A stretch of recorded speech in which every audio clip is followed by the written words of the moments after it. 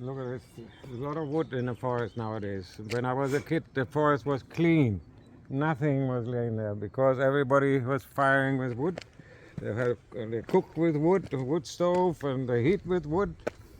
And so they're all in the forest and pick up all the dry wood, all the broken branches, and that's to bring it home. Every year we went out. I went with my father, and we collect stuff like this on a hand-drawn cart. We went about 4 or 5 kilometers away because the mountains around Bad Lauterberg were clean. Everybody cleaned up already, so you have to go further away and then collect all the dry wood. That was allowed, but you're not allowed to take any green wood, any wood from living trees. Only the dry stuff, and so we clean up everything. And I think like this is good one thing because we can get mushroom out of the wood, out of the stem. If the forest is clean, and then don't have mushroom lah. Everything. Well, the mushroom, we didn't have to go very far. We crossed 100 meters, across the river, and there on a tree trunk or tree stump, we had mushrooms.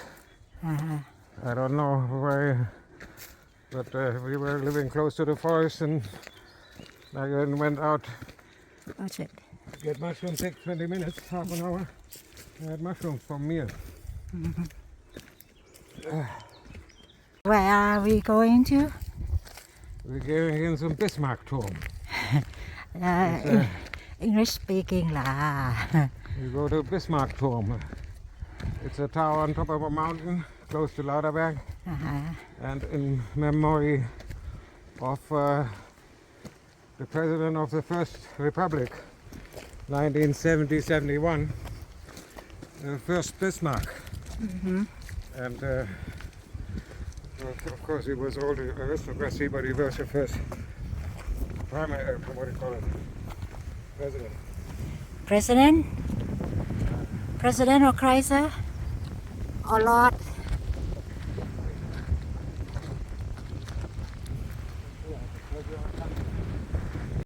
We didn't get this high up, but down there we work with the horses too. Yeah, can you tell me about when you were kids and then you work with your friend to logging? Well, how did you do?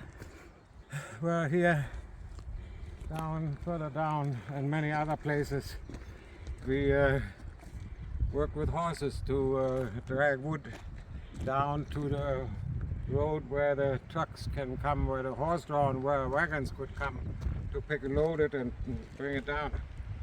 But we had to drag it from the forest down to the road. So we cut wood, we wrap a chain around, so about 2 meters, 1 meter, 2 meter long, 1 meter high, 2 meter long, wrap a chain around, and then tighten it, and then drag it down the hill to the road. And sometimes the chain broke or open up, and then all the wood spilled, then you had to pack it again. It was a lot of work. But the tree trunks, big tree trunks like this, or bigger, we had to hammer a wedge in there at the end with a link, and then you put the chain and all the horses on there, and then you drag it down the hill, but then the log would start to run. But the horses were trained so well, when the log started getting faster and catch up, then they turn around uphill and brace the legs, and then wait for the wedge to pull out of the log. A smart the log horse. keeps going. Yeah, very smart horse. And the log keeps going, and then when it got stuck, then you tie it up again. But that was hard work and for animal and human. Because So it was hard work for animal and human, for horses and for human. Because they had to hold the horse by the head, and then you end up in a creek bed and it gets swampy, and of course it's harder to drag, and the horses are deep in the mud and up to the knees, in the mud. So you had to keep going, keep the horse going.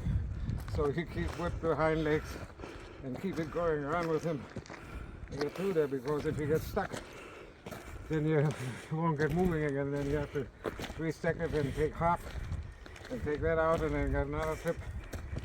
So it was hard work. This is the right side. What is Yeah, but not many people did that, but the farmers did that, and I worked with a farmer, and I helped my friend because he had to do his work first, and then he could go out and do other things. But I helped him out. But it was good. It was a very good experience. Big horses. You hold them by the head and keep whipping the back legs and keep them going. And you're up there up to the knees in mud too. You have to watch the horse doesn't stomp on your feet too.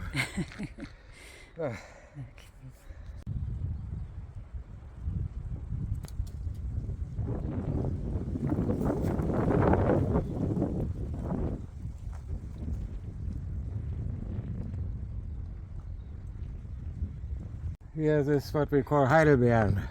English called blueberries. Here's a start of one. wild blueberries. Wild blueberries, they're so good. Uh-huh. And we had a place on our way to Andreasberg, a lot of blueberries. So we went with the whole family by bicycle. It was about 10 kilometers away. Oh, So, it's a kleiner Holunderbusch. yeah, so in English they call elder tree. Huh? Elder? Elder? I don't Yeah. know about it. It's a Holunderbeer. Yeah, what is good for Hollander bears? What is health Oh. benefit? We would make juice from it, and my mother would make jam from the Holunderbeer. Very good. Very good, very nutritious, a lot of vitamins. And our tenants make syrup for the cold to treat the flu, ne? Flu or cold. Yeah. Crystal, she gave me that one. Oh yeah.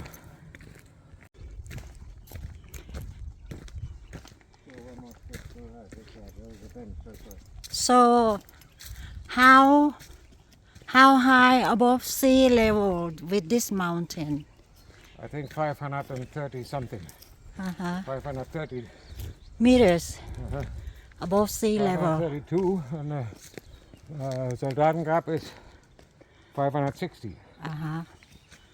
Above sea level. Above sea level, yeah. Yeah. We count as meters, no? Yeah. And this is we call Himbeeren. himbeeren in English. Raspberries. Raspberries. What it is tree? This is Weißbuche. Weissbuche. And what is Rotbuche, the leaf is smoother and not a pointed tip. Round tip as far as I remember. I haven't seen one in a long time. I want to see one. what is good for this buchen tree? What they use for us? Don't use for anything. Huh? Don't use. For example, Don't use it. what is used for? The wood used for furniture, for everything. And Like, for example, yeah, cabinets and Furnitures. sideboards and stuff like that is good wood. furnitures, floor. Furniture, flooring. Well, flooring maybe not that much, but yeah, but it's quite hard. Flooring use a lot of oak Okay. because it's harder. And can use for firework. For fireworks, Yeah. fire. Yeah. Yeah, of course, we use it for fire also. Yeah, but when they harvest it, then they take it to the factory, make furniture. Yeah. And only the leftover bark and the odd pieces, that's what they use for firewood. Cut for firewood. But the beautiful wood without knots in there, beautiful wood, they cut it in boards and then they treat it and make furniture. So what is the best quality for firewood? Well, bucher, rice bucher, wood bucher. Pine is not so good because it sparks a lot. It has a liquid in there, the what do you call Oil? it? The soft, the juice, Or and then it gets hot. But when you burn it, it burns really fast, and then it makes sparks and blows up everything. So for firewood for cooking we didn't like to use pine wood. We use bucher and rice bucher, wood bucher, oak if we find it, but oak not that much. and the cherry tree also good for firewood too. Yeah, but you don't cut down cherry trees, you keep them until they're too old and they die, and then you can take them, but you don't That's cut, what I mean. never cut fruit trees. We want the fruit. Uh-huh. Because, well, especially like after the war, we had a garden, we planted vegetables, and we harvest the apples Uh-huh. and pears we had in the garden, cherries, everything we had in the garden. Did you know that in Thailand the cherry tree, cherry wood, we call Nang Paya Sữa Krong. That is mean the queen of the tiger, of the Bengal tiger. Wow, okay. And they use it for because the stripe of it is look like the pattern of the tiger body, yeah? And Yeah, then beautiful wood. yeah, and then they use it for a medicine, like an ancient medicine. They soak it in white alcohol. We call lao khao, very clear. And then they mix with other wood to make it for energy drink. And my grandfather very good at it, and also my great grandfather.